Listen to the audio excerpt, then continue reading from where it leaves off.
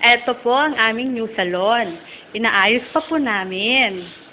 O, diba? Ang ganda-ganda. Ayan si Tita Pilar, ang aking pioneer. Pioneer tawag doon. Ang aking... ano tawag doon, tita? Yung sinabi ko kahapon. Tsaka.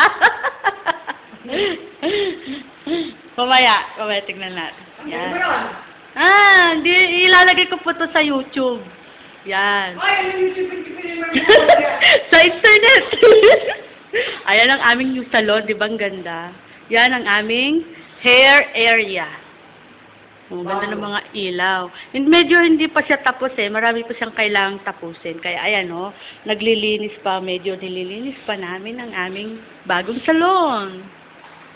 Itong dalawang room na to, ito ang aming yan, dyan namin shampoo chair.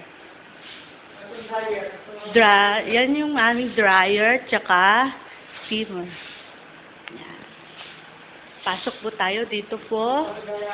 Medyo hindi pa nasa-set up yung massage bed, tsaka yung waxing room. Yan. Medyo so far okay na rin. Yan, may aircon. Ito yung aming next room para sa facial. Yan. Medyo hindi pa siya naaayos. Yan. Kita mo ang aming salon. Hindi pa siya okay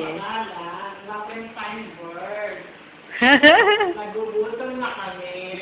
Kain na po tayo. Soap and paper. Mamaya pa po, hindi pa po tapos. Panoorin natin mamaya. Ayan ang aming sterilizer.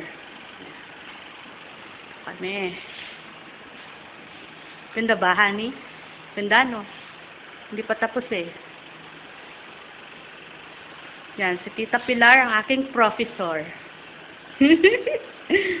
Ang aking pinakamabait na professor. Pagtulog. Jorlog. Ito ang aking ito ang aking tawag dito manicure table. Yan. Hindi pa siya nasa-set up marami pa siyang dapat ilagay. Yan aking manicure table. O, di ba sosyal? Counter. Ito ang counter namin. Walang pera, wala pang pera kasi di pa nag-start. And then, ito ang aking pedicure chair. O, diba? Bonggang-bongga. Yan.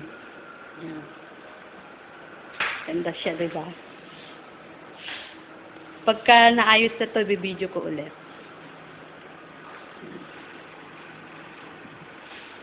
Hindi pa siya maayos.